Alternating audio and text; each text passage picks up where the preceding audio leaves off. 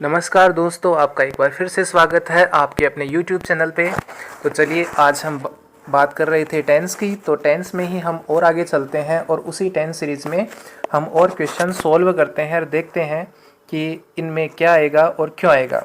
तो देखिए, आपके सामने जो पहला सेंटेंस है उसमें लिखा हुआ है इंडिया डैश फ्रीडम इन 1947।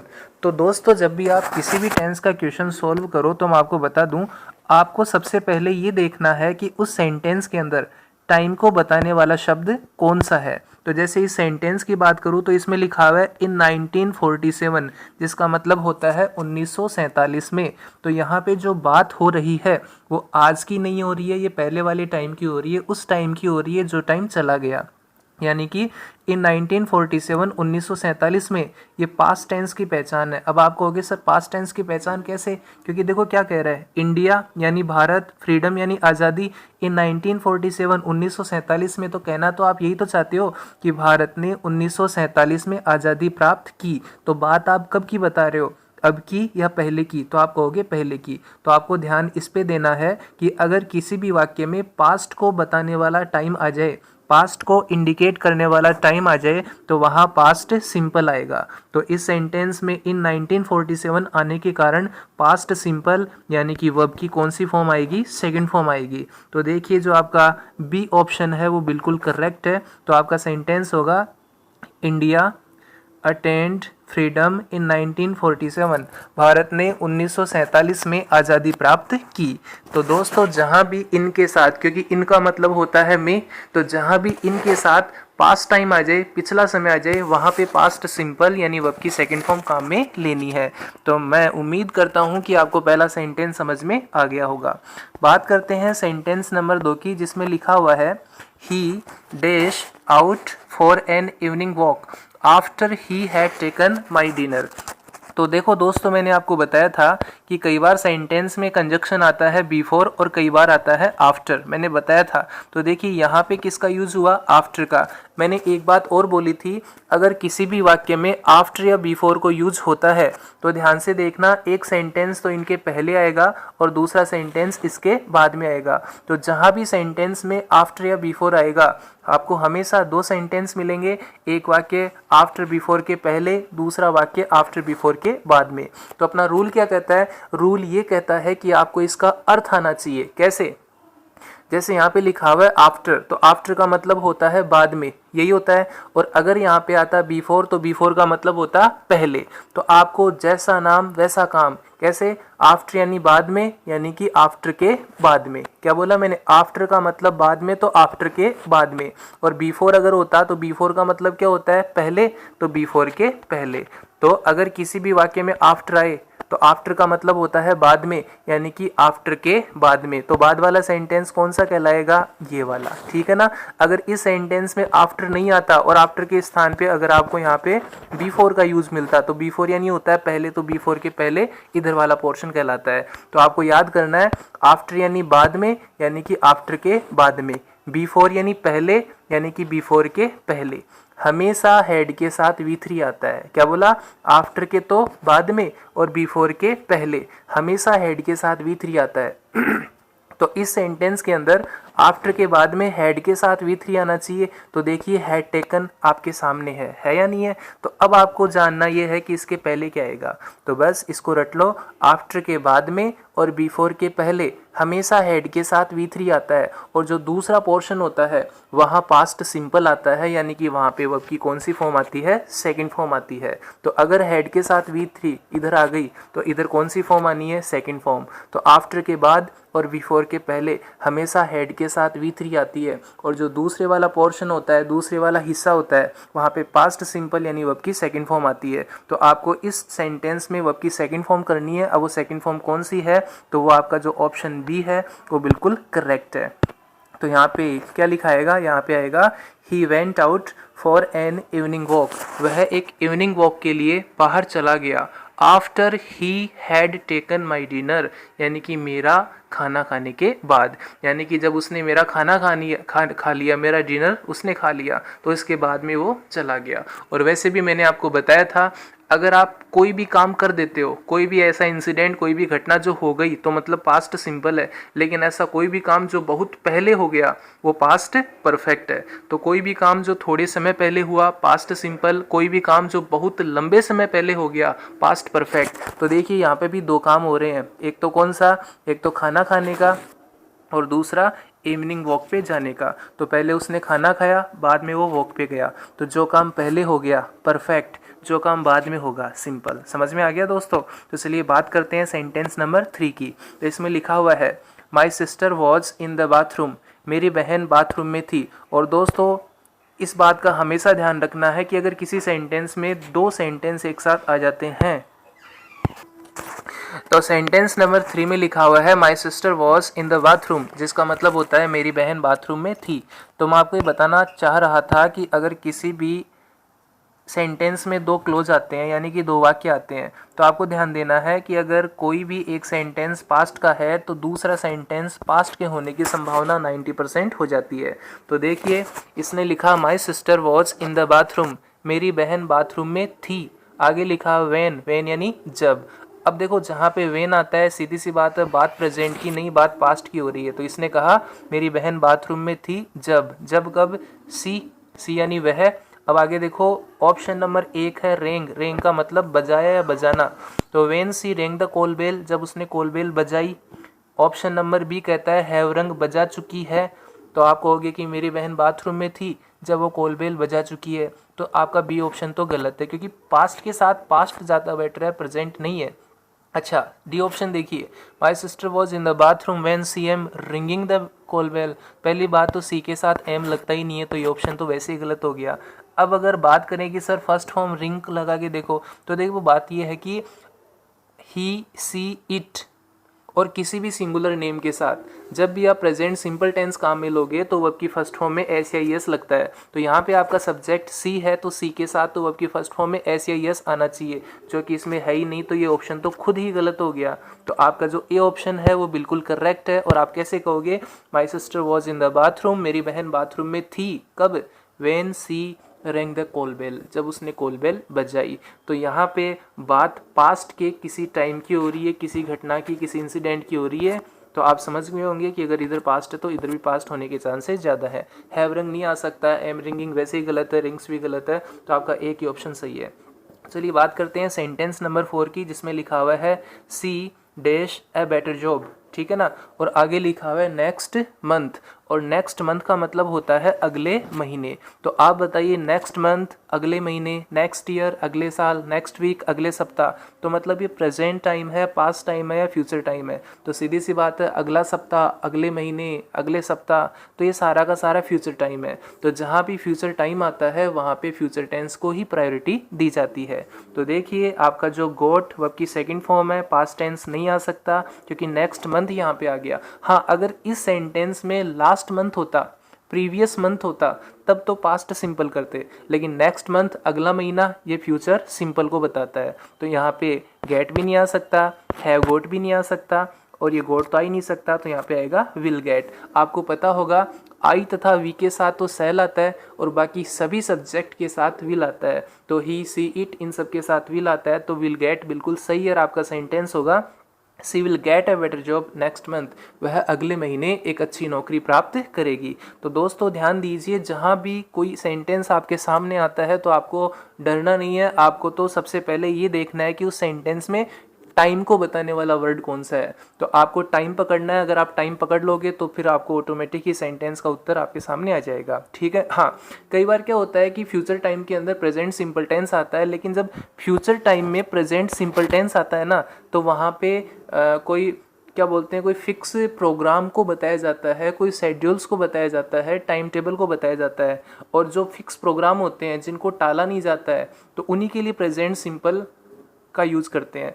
तो सी का मतलब वह, तो वह ये अगला जो प्राप्त कर ही लेगी, ये कोई फिक्स थोड़ी है, मिल भी सकता है नहीं भी मिल सकता है। तो जहाँ पे अपन फ्यूचर के बारे में थोड़ा सा सोचते हैं, थिंक करते हैं, वहाँ पे फ्यूचर सिंपल ही बेटर रहता है। लेकिन जो कार्यक्रम फिक्स होते हैं, जो टाइम टेबल होते हैं, जो शेड्यूल होते हैं, वहाँ ज़रूर प्रेजेंट सिंपल फ्यूचर सिंपल का काम कर सकता है। तो यहाँ पे नेक्स्ट मंथ आने के कारण फ्यूचर सिंपल आएगा। बात करते हैं सेंटेंस नंबर 5 की, इसमें लिखा हुआ है ही डेस।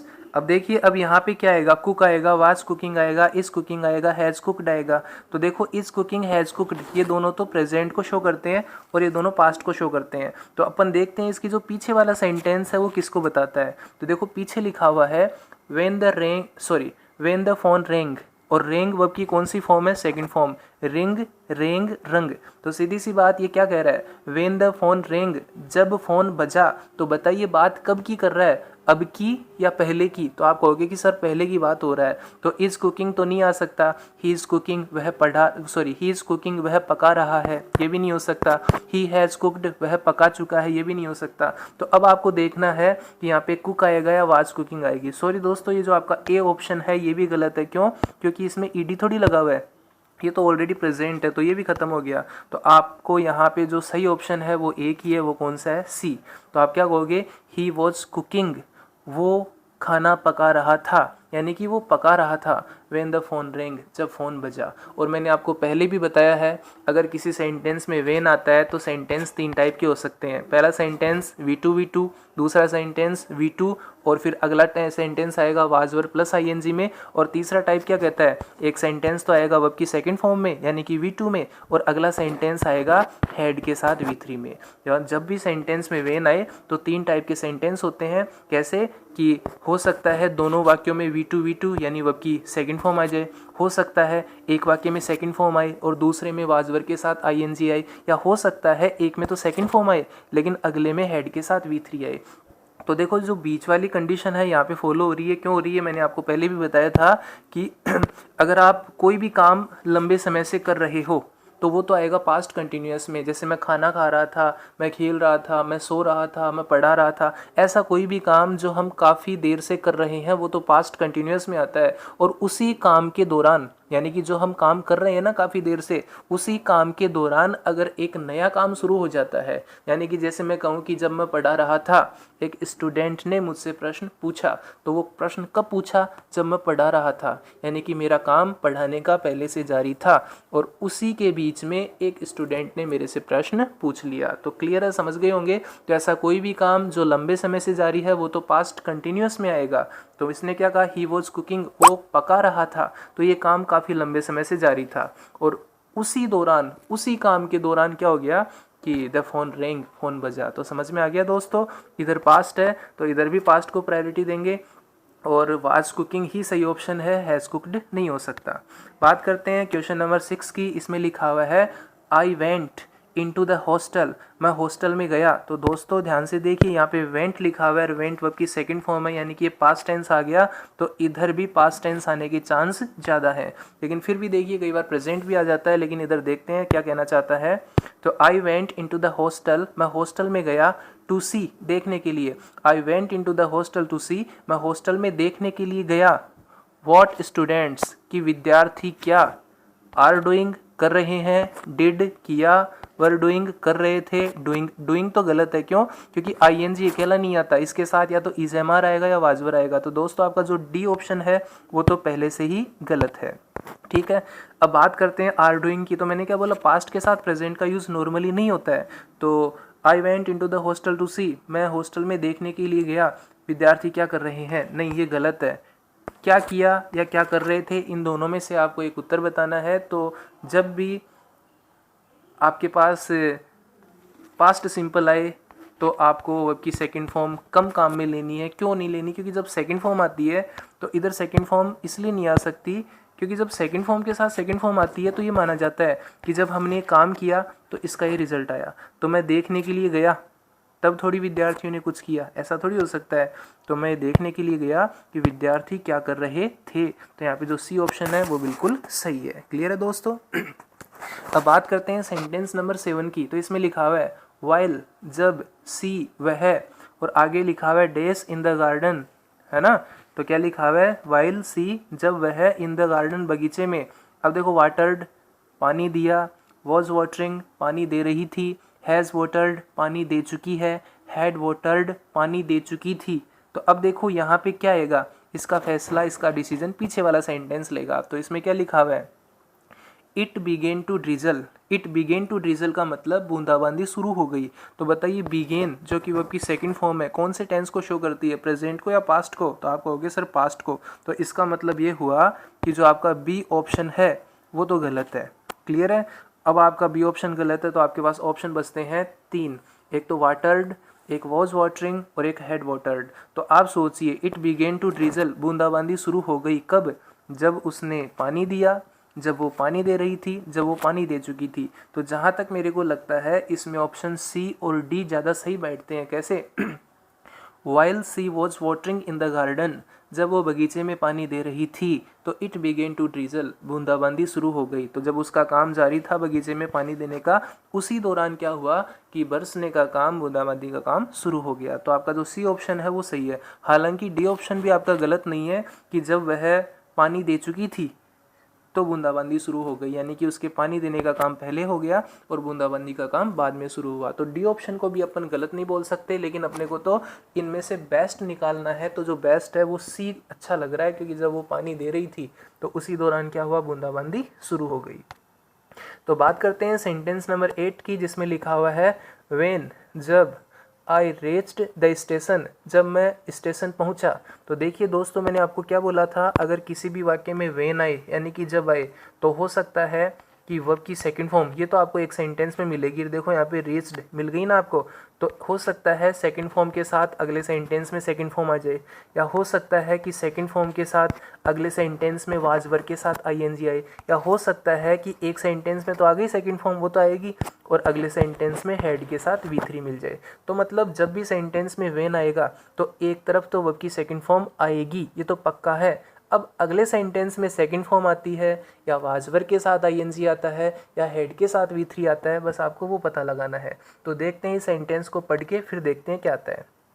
तो when I reached the station, जब मैं स्टेशन पहुंचा, तो आई फाउंड, मैंने पाया। सुनना दोस्तों ध्यान से कि जब मैं स्टेशन पहुंचा तो आई फाउंड, मैंने पाया। क्या पाया?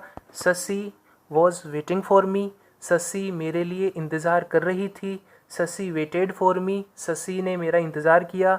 Shashi waits for me, Shashi मेरा इंतज़ार करती है। शशि वेटिंग फॉर मी, ये जो डी ऑप्शन है ये तो वैसे भी गलत है। क्यों? क्योंकि वेटिंग अकेला नहीं आ सकता, इसके साथ इज एम आर के साथ आईएनजी आना चाहिए। तो देखिए दोस्तों, वॉज वेटिंग सही है, वेट सही है, वेटेड सही है। तो आप खुद ही, अच्छा दूसरा ऑप्शन, आपका जो ऑप्शन है बी, वो वैसे गलत है, क्योंकि पास्ट के साथ प्रेजेंट टेंस नहीं आ सकता कि मैंने पाया शशि इंतजार करती है, तो ये गलत है ना। तो आप क्या कहोगे? When I reach the station, जब मैं स्टेशन पहुंचा, तो आई फाउंड, मैंने पाया। मैंने क्या पाया? मैंने पाया कि Shashi was waiting for me, Shashi मेरे लिए इंतजार कर रही थी। तो इसमें जो ए ऑप्शन है वो बिल्कुल करेक्ट है, और आपका जो बाकी ऑप्शन है वो गलत है। आपको कि सर वेटेड भी तो सही हो सकता है, तो आप बोल के देखिए आई फाउंड, मैंने पाया कि शशि ने मेरा इंतज़ार किया। तो नहीं, तो जब मैं पहुंचा तो मैंने क्या देखा? मैंने देखा कि जो शशि थी वो मेरा इंतज़ार कर रही थी, यानी कि उसके वेट करने का काम कंटिन्यू था, इसलिए वॉज वेटिंग बेटर है बाकी ऑप्शन से। तो बात करते हैं सेंटेंस नंबर 9 की। उसमें लिखा हुआ है आई ओपनड द डोर, मैंने दरवाज़ा खोला, एंड सा, और मैंने देखा। तो दोस्तों मैंने कई बार आपको ये रूल बताया है कि अगर किसी वाक्य में एंड आए तो आपको देखना है एंड के पहले क्या आया। तो यहाँ पे एंड के पहले ओपनड वर्ब की सेकंड फॉर्म है, तो एंड के बाद में भी वही आना चाहिए। तो देखो यहाँ पे सा जो कि सी की सेकंड फॉर्म में आ गई ना, तो मतलब इस रूल को हमेशा ध्यान रखना है। कई बार पूछ भी चुका है ना। खैर इसमें तो अपन से कुछ अलग पूछना चाहता है, लेकिन आपको बता दूं जहाँ एंड आए, एंड के पहले जो फॉर्म होगी वही एंड के बाद में आनी चाहिए। तो आई ओपनड द डोर, मैंने दरवाज़ा खोला, एंड सा, और देखा। क्या देखा? इट रेन्ड, बारिश हुई। इट हैज़ रेन्ड, बारिश हो चुकी है। इट वॉज रेनिंग, बारिश हो रही थी। इट वर रेनिंग, बारिश हो रही थी। तो देखिए दोस्तों, सबसे पहले तो अपन देखते हैं जो बिल्कुल गलत है उसको हटा देते हैं। मैंने दरवाज़ा खोला और मैंने देखा, ये पास्ट है, ये पास्ट है, तो देखिए प्रेजेंट परफेक्ट नहीं आ सकता, तो आपका बी ऑप्शन है वो तो वैसे ही गलत है। ठीक है, अब देखिए जो डी ऑप्शन में जो आपकी HV है, जो आपकी ऑक्सिलरी वर्ब है, जो आपकी हेल्पिंग वर्ब है, वो है वर। तो इट तो सिंगुलर है, और सिंगुलर के साथ वर आ नहीं सकता, क्योंकि वर का यूज़ होता है प्लूरल नाउन के साथ, प्लूरल सब्जेक्ट के साथ। तो यहाँ पे आपका वर वैसे गलत हो गया, क्योंकि इट के साथ, इट इट खुद एक सिंगुलर प्रोनाउन है, तो अगर ये सिंगुलर है तो इसके साथ सिंगुलर वर्ब भी तो आनी चाहिए। तो ये तो प्रेजेंट है इसलिए नहीं आ सकता, ये वर्ब प्लूरल है इसलिए कॉम्बिनेशन नहीं हुआ इसलिए नहीं आ सकता। अब आपके पास बचा रेंट और वॉज रेनिंग। तो देखिए, आई ओपन द डोर, मैंने दरवाज़ा खोला और मैंने देखा। तो मैंने क्या देखा? मैंने यही देखा कि इट वॉज रेनिंग, कि बारिश हो रही थी। तो सीधी सी बात है, उसने कुछ देखा होगा, तो देखा तो उसने वही होगा ना जो चीज़ कंटिन्यू होगी। तो मैंने देखा, तो मैंने क्या देखा? बारिश हो रही थी। तो रेंट के स्थान पे वॉज रेनिंग बेटर है, तो इसमें जो सी ऑप्शन है वो बिल्कुल सही है। अब बात करते हैं सेंटेंस नंबर 10 की। अभी जो सेंटेंस है इसकी शुरुआत में डेस आ गया, और जिन सेंटेंस के शुरुआत में डेस आता है तो वो सेंटेंस नॉर्मली इंटेरोगेटिव सेंटेंस कहे जाते हैं। और आपको बता दो, इंटेरोगेटिव सेंटेंस दो टाइप के होते हैं, एक तो होते हैं HV वाले, एक होते हैं WH वाले। तो जिन इंटेरोगेटिव सेंटेंस के शुरुआत में HV यानी कि हेल्पिंग वर्ब आती है तो उनको तो HV इंटेरोगेटिव सेंटेंस कहा जाता है, और जिन सेंटेंस के शुरुआत में WH वर्ड आता है, जैसे कि वोट आ गया, वेन आ गया, वेयर आ गया, हाउ आ गया, तो उनको WH इंटेरोगेटिव सेंटेंस कहा जाता है। तो ये जो आपका सेंटेंस इंट्रोगेटिव सेंटेंस तो है, लेकिन ये WH नहीं है। क्यों? क्योंकि इसमें WH तो नहीं है। तो अब आपको बताना है कि इस इंट्रोगेटिव सेंटेंस में कौन सी HV आएगी, कौन सी हेल्पिंग वर्ब आएगी। तो देखिए दोस्तों, आपके पास ऑप्शन नंबर जो A है उसमें लिखा हुआ है, ऑप्शन नंबर A में आपके पास लिखा हुआ है R। तो आपने जहां तक पढ़ा है आपने यही पढ़ा होगा, इज एम आर के साथ, किसके साथ? इज एम आर के साथ वर्ब की फर्स्ट फॉर्म प्लस ING आता है। यह आपने पढ़ा होगा प्रेजेंट कंटिन्यूअस टेंस में। तो अब देखिए, आपने जैसे ही R किया तो R के बाद में आ गया आपका सब्जेक्ट यू। हाँ बिल्कुल सही है, लेकिन क्या आगे ING आया? नहीं आया। तो इसका मतलब ये गलत है। क्लियर है बात? अच्छा, आगे देखिए ऑप्शन बी हैव। तो आपको पता होगा प्रेजेंट परफेक्ट टेंस क्या कहता है, अगर किसी वाक्य में हैज या हैव आता है तो हैज हैव के साथ वर्ब की कौन सी फॉर्म आती है? Third form. तो बताइए, क्या लाइक वर्ब की थर्ड फॉर्म है क्या? तो मतलब ये थर्ड फॉर्म नहीं है, तो ये भी गलत है। अब बात करते हैं डज की और डू की।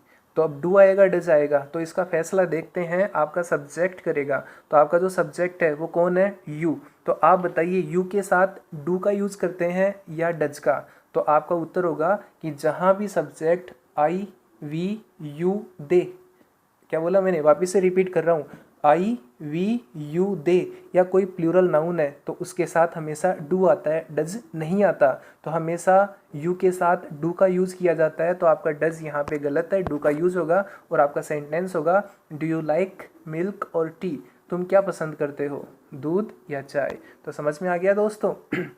आर के साथ ING नहीं आता, गलत है। हैव के साथ V3 आता है, गलत है। डज यू के साथ आता नहीं है, यू के साथ हमेशा डू आता है, तो डू ही सही होगा। अब चलिए बात करते हैं सेंटेंस नंबर 11 की। इसमें लिखा हुआ है कोलंबस अमेरिका। तो देखिए दोस्तों, कोलंबस, आपको मैंने क्या बोला था, आपको सेंटेंस पढ़ने के बाद में पता लगाना है कि इसमें टाइम को, समय को बताने वाला वर्ड कौन सा है। तो कोलंबस भी टाइम नहीं है, अमेरिका भी टाइम नहीं है, लेकिन कोलंबस वो आदमी था, क्या बोला मैंने? कोलंबस वो आदमी था जिसने अमेरिका की खोज की थी। देखो, जो यूनिवर्सल ट्रूथ होते हैं, सार्वभौमिक सत्य होते हैं, उनको तो आपको याद करना ही पड़ेगा। तो कोलंबस, सोचिए, कोलंबस था या है? तो आपका उत्तर होगा था। महात्मा गांधी है या था? तो था। सुभाष चंद्र बोस है या था? तो मतलब था। तो ऐसा कोई भी इंसान जो पहले था और अब नहीं है, तो बताइए उसके लिए प्रेजेंट टेंस आएगा या पास्ट टेंस आएगा? तो आपका उत्तर होगा, जो इंसान पहले था अब नहीं है, उसके लिए हमेशा पास्ट टेंस ही यूज होगा। तो कोलंबस यानी कोलंबस ने डिस्कवर करता है, प्रेजेंट सिंपल नहीं आ सकता। डिस्कवर्ड यानी खोजा, अब आएगा नहीं आएगा वो देखते हैं। हैज़ डिस्कवर्ड खोज चुका है डिस्कवर्ड खोज चुका था। तो बताइए क्या ऑप्शन सही है? कोलंबस अमेरिका खोजता है, कोलंबस ने अमेरिका खोजा, कोलंबस अमेरिका खोज चुका है, कोलंबस अमेरिका खोज चुका था। तो आपका जो A और C सेक्शन है वो तो नहीं आ सकता, क्योंकि प्रेजेंट टेंस नहीं आ सकता। कोलंबस वो आदमी है जो चला गया, और किसी भी पास्ट के इंसिडेंट को बताने के लिए हमेशा पास्ट सिंपल टेंस का ही प्रयोग किया जाता है। तो यहाँ पे इस डी के बजाय जो आपका बी ऑप्शन है वो ज़्यादा सही रहेगा। तो इस सेंटेंस में अपन लिखेंगे डिस्कवर्ड, इसका मतलब खोजा। कोलंबस डिस्कवर्ड अमेरिका, कोलंबस ने अमेरिका की खोज की। बात करते हैं सेंटेंस नंबर 12 की। तो देखिए दोस्तों, इसमें लिखा हुआ है ही डेज बॉर्न इन 1984। एक तो मैं आपको बात बताना चाहता हूँ, बॉर्न एक ऐसी वर्ब है जिसका यूज हमेशा, हमेशा का मतलब 99% पेसिव वॉइस में ही लिया जाता है, यानी कि बोर्न का यूज़ एक्टिव वॉइस में नहीं होता, पेसिव वॉइस में ही होता है। अब आपको बताना है कि ही इज़ बोर्न आएगा, ही वाज बोर्न आएगा, ही हैज़ आएगा या ही हैड आएगा।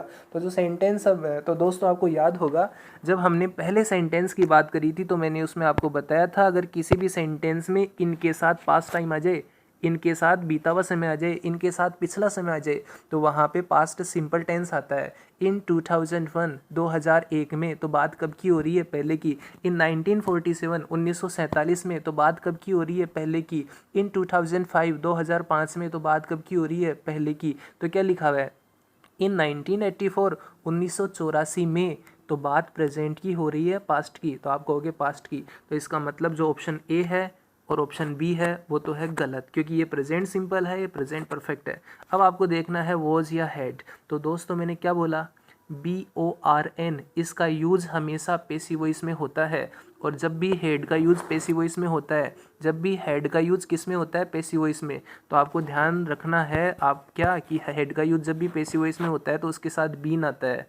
तो इसका मतलब अगर ये पेसिव का सेंटेंस होता और अगर इसमें हेड का यूज़ करते हैं तो हेड के साथ बीन भी आना चाहिए, तो बीन तो है ही नहीं, तो इसका मतलब यहाँ पे हेड का यूज़ भी नहीं हो सकता। तो यहाँ पे जो ऑप्शन है वो सी सही है। ही वॉज बॉर्न इन 1984, उसका जन्म 1984 में हुआ था। तो समझ में आ गया दोस्तों, जहाँ भी इनके साथ टाइम आए वहाँ पास्ट सिंपल आएगा, यानी कि वर्ब की सेकंड फॉर्म आएगी। अब आप कहोगे कि सर आई तो नहीं, लेकिन जब पास्ट सिंपल को पेसिव में लिखा जाता है तो वाज वर्ब के साथ वर्ब की थर्ड फॉर्म कर दी जाती है। तो इसलिए यहाँ पे वाज, ही के साथ वाज, क्योंकि ही सिंगुलर है तो वॉज भी तो सिंगुलर है ना, तो ही के साथ वॉज और फिर बॉर्न वर्ब की थर्ड फॉर्म कर दी। तो ये है तो पास्ट सिंपल का ही, लेकिन पास्ट सिंपल का पेसिव सेंटेंस है। अगर ये एक्टिव होता तो यहाँ पे सेकंड फॉर्म आती, और पेसिव वॉइस में क्या होता है, वॉज वर्ब के साथ ING आ जाता है। सेंटेंस नंबर 13 की बात करते हैं। इसमें लिखा हुआ है नो नहीं, सी इज़ नॉट हियर, वो यहाँ नहीं है। उसने क्या कहा, नो नहीं, सी इज़ नॉट हियर, वो यहाँ नहीं है। दोस्तों आपका जो पहला सेंटेंस है उसको थोड़ा गौर से देखिए। सी इज़ नॉट हियर, वो यहाँ नहीं है, इसमें इज का यूज हुआ है, यानी कि टेंस कौन सा है, प्रेजेंट। तो सीधी सी बात है पीछे प्रेजेंट टेंस आने के चांस 90% है। अब देखिए 90% चांस है तो क्या आएगा देखते हैं। No she is not here, नहीं वो यहाँ नहीं है। ऑप्शन नंबर 1 क्या है, हैज़ गॉन। यहाँ पे तो आएगा हैज़, यहाँ पे आएगा गॉन। देखते हैं होता ही नहीं होता है। नहीं वो यहाँ नहीं है। सी हैज़ जस्ट गॉन आउट, वो अभी अभी बाहर जा चुकी है। दोस्तों मेरे को जो ए ऑप्शन है वो सही लग रहा है। क्यों लग रहा है, कारण ये है कि अगर किसी वाक्य में जस्ट आता है, किसी भी वाक्य में जस्ट आता है तो वहाँ पे प्रेजेंट परफेक्ट टेंस काम में लिया जाता है। और आपको याद करना है किसी भी सेंटेंस में जस्ट आए, रिसेंटली आए, है ना, या ऑलरेडी आ जाए, सो फार आ जाए, यट आ जाए, तो वहाँ पे आपको प्रेजेंट परफेक्ट टेंस काम में लेना है। तो जिस भी वाक्य में जस्ट आएगा वहाँ प्रेजेंट परफेक्ट आएगा, इसलिए आपको ए ऑप्शन सही है। आपको और सेंटेंस पे जाने की और ऑप्शंस पे जाने की आवश्यकता ही नहीं है। तो आप क्या कहोगे, no she is not here, नहीं वो यहाँ नहीं है। क्यों नहीं है, क्योंकि she has just gone out, वो अभी अभी बाहर जा चुकी है। एक और बात दोस्तों याद करना, ऐसा कोई भी शब्द जिसका मतलब अभी अभी होता है, हाल ही में होता है, वो प्रेजेंट परफेक्ट टेंस की पहचान होती है। जैसे कि जस्ट का मतलब होता है अभी अभी। एक होता है रिसेंटली जिसका मतलब होता है हाल ही में। तो हाल ही में और अभी अभी दोनों ज़्यादा डिफरेंट वर्ड नहीं है, दोनों का मतलब एक ही होता है। और एक शब्द होता है लेटली। क्लियर है, कौन सा बोला, लेटली, LATELY, लेटली। तो जस्ट, रिसेंटली और लेटली ये प्रेजेंट परफेक्ट टेंस की पहचान है। तो यहाँ पे जस्ट आ गया इसलिए प्रेजेंट परफेक्ट आएगा। बात करते हैं सेंटेंस नंबर 14 की। तो इसमें लिखा हुआ है V A friendly cricket match in the evening. Clear है दोस्तों। तो देखिए इस सेंटेंस के अंदर टाइम को नहीं बताया गया कि कौन से टाइम की बात कर रहा है, प्रेजेंट की या पास्ट की।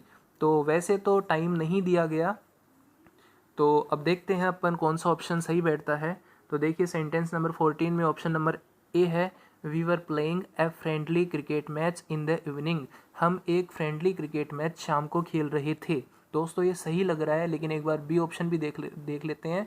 We have played a friendly cricket match in the evening, हम शाम को एक क्रिकेट मैच खेल चुके हैं।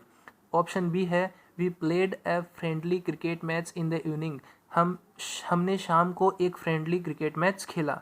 और ऑप्शन डी है वी आर प्लेइंग एक friendly cricket match in the evening, हम शाम को एक फ्रेंडली क्रिकेट मैच खेल रहे हैं। तो दोस्तों देखो, मैं आपको बताना चाहूँगा इस सेंटेंस के अंदर जो ऑप्शन डी है वो तो आपका बिल्कुल गलत है। अब आपको डिसीज़न लेना है कि हम खेल रहे थे, हमने खेला, या हम खेल चुके हैं। तो दोस्तों इस सेंटेंस का जो आंसर है वो मैं आपको नहीं बताता हूँ, आप ही कमेंट बॉक्स में कमेंट करके बताइए कि इसमें कौन सा ऑप्शन सही है। देखते हैं, देखिए आप इसका सही जवाब दे पाते हो या नहीं दे पाते हो कि हम खेल रहे थे, हमने खेला और हम खेल चुके हैं। अगर आपका उत्तर सही आता है तो मैं आपका इसका रीज़न भी बताऊंगा कि यहाँ पे ये क्यों आएगा। ठीक है, तो दोस्तों सेंटेंस नंबर 15 की बात करते हैं।